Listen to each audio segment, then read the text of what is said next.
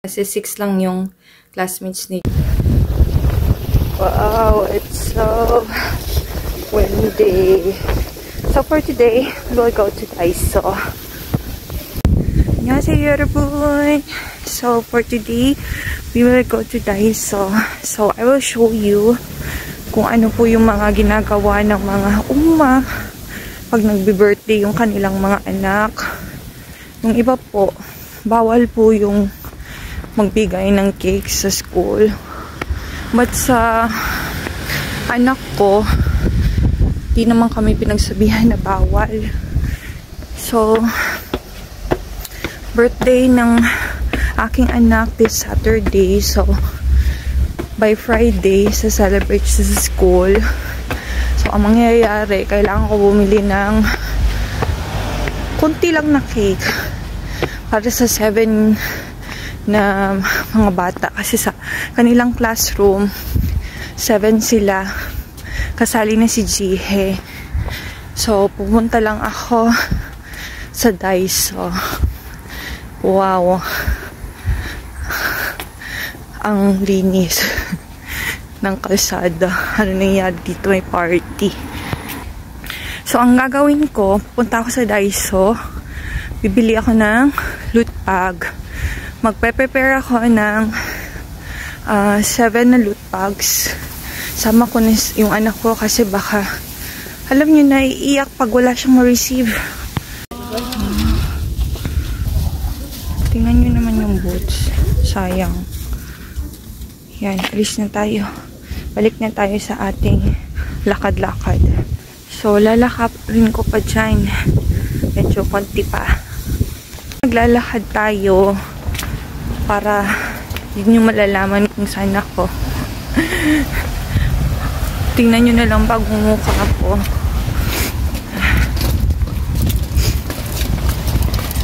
So, malamig na malamig. At, yan, kamay ko. Medyo malamig na talaga.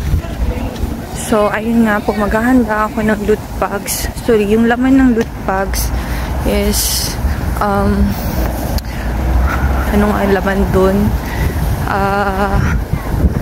Stuffed toy na binigay ng in-law ko na maliliit. And then, kwadsa or snacks.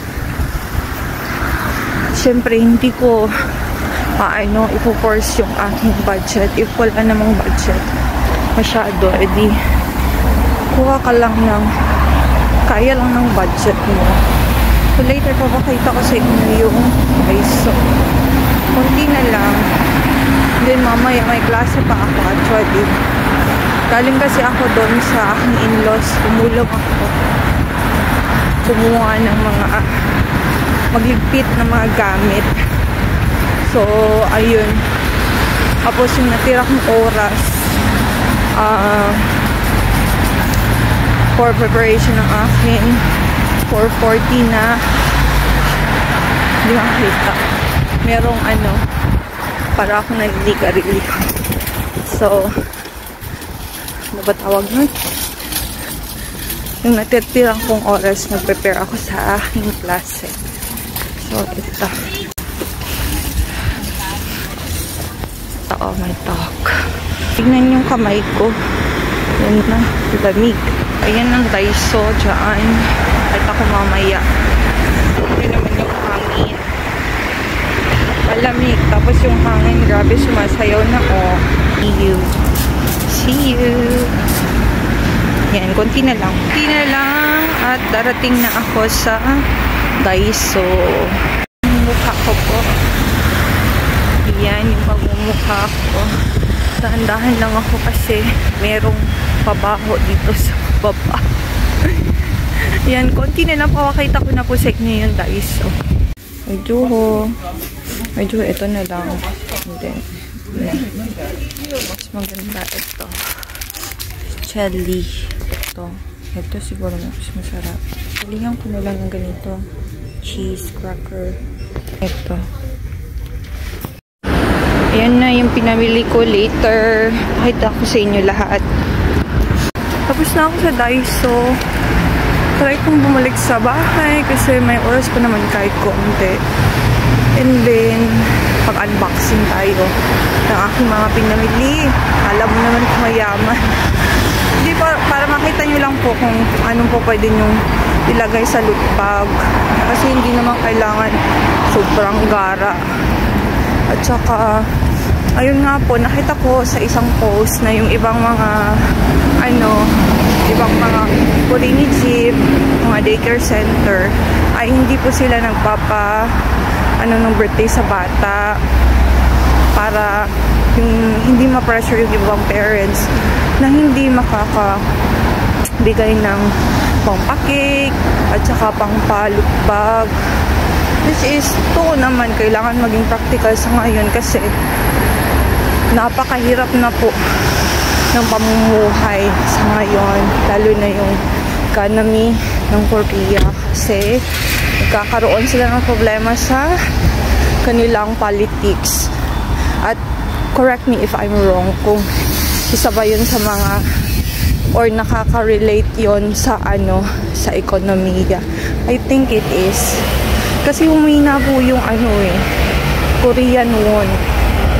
Kaya ayun, babalikan ko kayo mamaya. Papakita ko sa inyo kung anong mga pwede nyo ilagay sa loot bags para sa birthday ng inyong mga anak.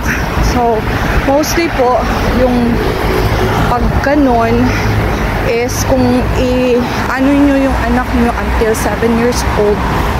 So, magkaganon sila. Pero meron din naman talaga ibang parents na hindi naman kailangan ng ganon. Pero dahil nga nape-pressure kasi yung ibang mga bata, nakikita nila yung nilang mga classmates na merong pa-birthday. Di syempre, mag-uuma sila. Bakit yung classmate ko may birthday? Ako wala. So, nape-pressure yung parents. Kaya siguro, hindi na nagpapa-birthday yung mga ibang daycare centers. Ayun lang muna, chika.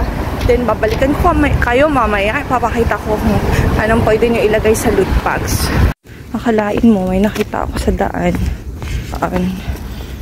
O, diba? Magkano rin to? 3,000 won.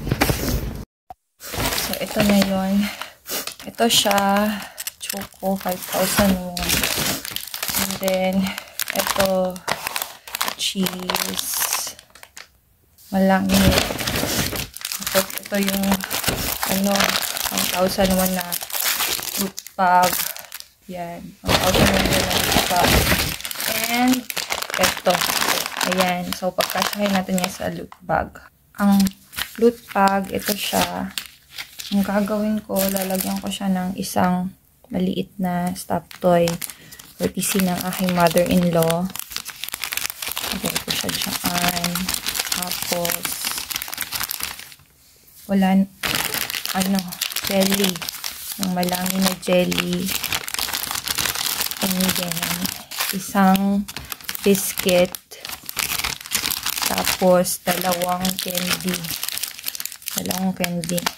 Yan lang kasimple.